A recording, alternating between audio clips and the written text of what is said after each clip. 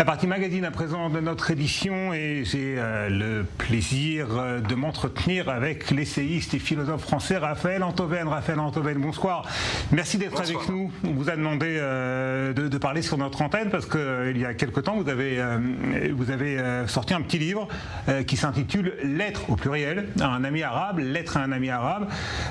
C'est donc un ouvrage épistolaire et il est question d'un ami arabe. Et d'ailleurs on se pose la question tout au long de la lecture, est-ce que cette personne existe bel et bien ou est-ce que c'est un assemblage peut-être de plusieurs personnalités qui ont suivi le même parcours, à savoir un engagement laïque, anti-islamiste très fort et très courageux, et puis depuis le 7 octobre, une dérive anti-israélienne que vous regrettez très, très fortement. Oui, c'est-à-dire que... Je vous en prie. Elle existe et elle n'existe pas, cette personne. Elle existe parce que c'est plein de gens. Parce que je connais plein de gens, d'apostats parfaitement républicains, courageux, merveilleux, frénétiquement opposés à l'islamisme, qui depuis le 7 octobre ont basculé dans une détestation d'Israël où je soupçonne presque une sorte de haine rédemptrice qui viendrait corriger des années de liberté. Je connais plusieurs personnes qui ont fait ce parcours et c'est à toutes ces personnes-là que j'écris par le biais d'un être fictif à qui je m'adresse de tout mon cœur.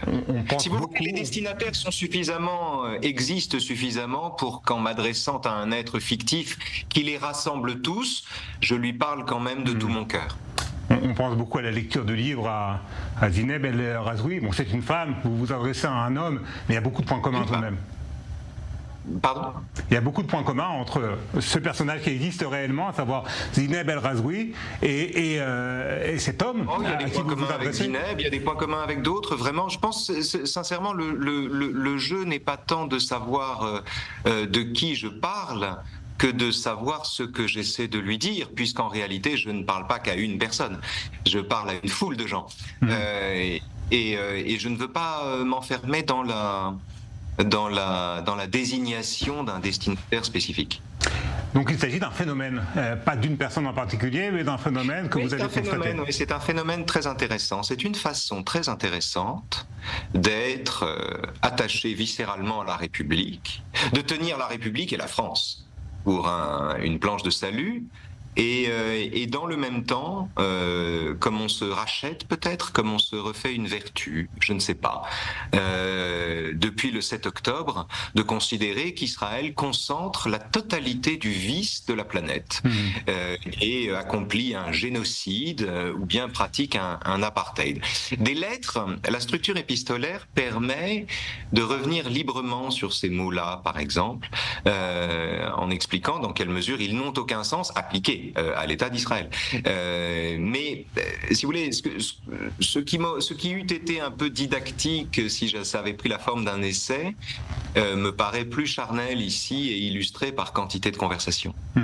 Vers la fin de l'ouvrage, Raphaël Antoven, il y a à la fois un certain optimisme, vous le dites, nous allons gagner parce que notre cause est celle d'Israël, est celle de la civilisation, de la démocratie, de la liberté contre la barbarie, contre l'obscurantisme. C'est l'universalisme qui va l'emporter. Et puis d'un autre côté, eh bien, vous reconnaissez que les assignations identitaires jouent à plein dans cette histoire et que si cet ami arabe, en l'occurrence est arabe, eh bien ça le pousse presque automatiquement à prendre fait et cause pour le Hamas. C'est en tout cas une hypothèse que vous envisagez et que votre soutien à Israël est peut-être lié à une judaïté sur laquelle qui n'était pas vraiment un sujet pour vous, mais qui s'est imposée depuis le 7 octobre. Oui, il y a deux cas de figure. D'abord, la question générale, c'est la question de savoir dans quelle mesure nos opinions sont dictées, informées, renseignées et déterminées par nos identités.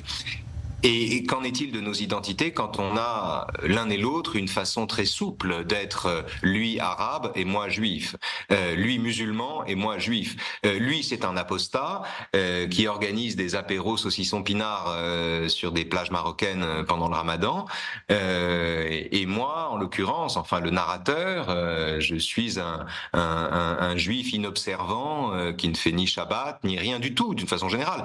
La seule différence, mais elle est réelle, c'est que, en ce qui me concerne, je n'entretiens aucune relation d'hostilité avec le judaïsme, si vous voulez, juste une relation d'étrangeté bienveillante, alors que lui, en revanche, est fondamentalement hostile à sa religion, à sa culture.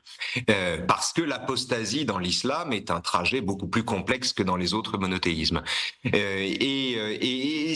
Donc nous avons un point de départ qui n'est pas le même.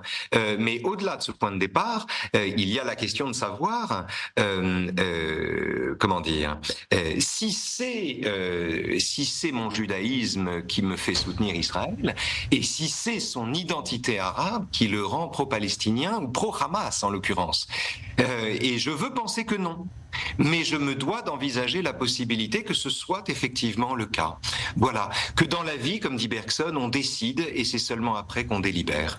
Reste que quand je dis que nous allons gagner ou que nous avons gagné, j'insiste sur le fait que le « nous » que j'emploie n'est pas un « nous » communautaire. C'est pas la victoire des Juifs que je prédis ou que j'annonce ou que je décris. C'est la victoire de la démocratie. Parce qu'il faut bien comprendre ceci, c'est que prendre fait et cause pour Israël en la circonstance, ça n'est pas simplement défendre un État, c'est défendre une certaine façon de vivre. Et une certaine façon de vivre dont l'existence est insupportable aux autres, dans la région, au Proche-Orient. Mais c'est quand même défendre une certaine façon de vivre, un esprit européen, un goût pour la démocratie, un rapport à la tolérance et à la liberté. C'est de cela, si vous voulez, dont nous sommes les avocats quand nous défendons ici la cause israélienne. Et c'est ça que je raconte. Donc le « nous » que j'emploie à l'issue de ces lettres n'est pas un « nous » communautaire. Je n'ai jamais dit « nous » en disant « nous les Juifs » en mon nom. En revanche, c'est un « nous » démocratique. Oui. Ouais. Vous conciliez en quelque sorte les deux d'une certaine manière.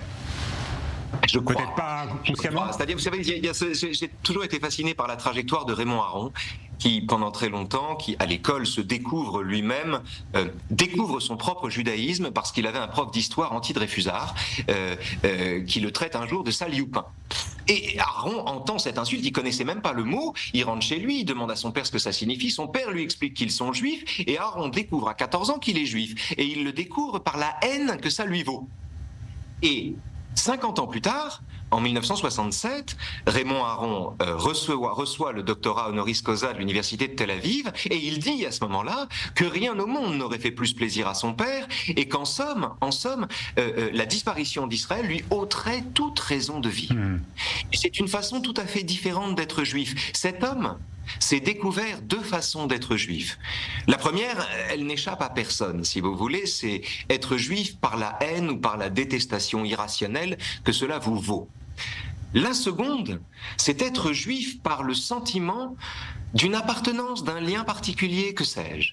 Je ne sais pas, mais je me fais le greffier de l'émergence d'un tel sentiment en moi. Donc c'est une question à laquelle vous ne répondez pas totalement, mais je ne veux pas y répondre. Je ne veux pas y répondre et je voudrais ne jamais y répondre. Je voudrais ne jamais savoir exactement ce qu'il en est. Mais je refuse, si vous voulez, l'illucidité du type qui croit qu'il pense séparément de ce qu'il est. Ouais. Autant je déteste qu'on indexe une opinion sur une identité. C'est monstrueux de dire aux gens « Ah, vous pensez en tant que juif, vous pensez en tant qu'arabe, vous pensez en tant que noir, en tant qu'homo, ce que vous voulez. » C'est monstrueux de dire ça aux gens. L'assignation identitaire est monstrueuse. Mais d'un autre côté, il y a beaucoup de déni dans le sentiment que notre identité n'est pour rien dans les idées que nous adoptons. Et donc il faut tenir la part entre les deux. Pour terminer cet entretien, Raphaël Enthoven, l'une des dernières phrases du livre, d'une certaine manière, dites-vous à votre ami à qui vous écrivez, j'ai tout perdu en vous perdant. Ça m'a un petit peu intrigué parce que c'est un petit peu en contradiction avec cet optimisme dont vous faites preuve quelques lignes auparavant sur le fait que nous, et encore une fois pas nous, juifs en effet, mais nous, attachés à la liberté, attachés à la démocratie, nous avons gagné. Oui, parce qu'on perd tout quand on perd un ami.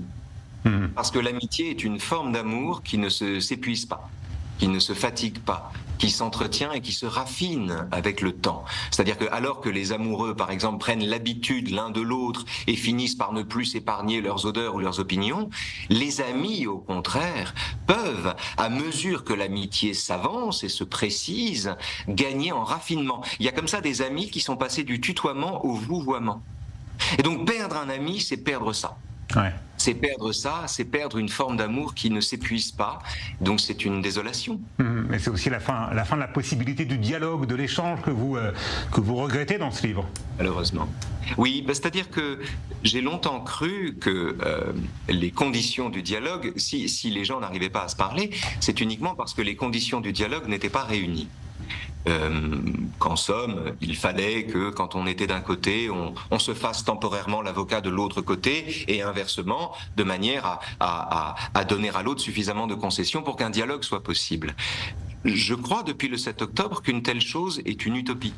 Il n'y a pas de dialogue possible pour l'instant. Il n'y a aucun dialogue possible et il faut prendre acte de la fin de ce dialogue, même sous la forme d'un échange.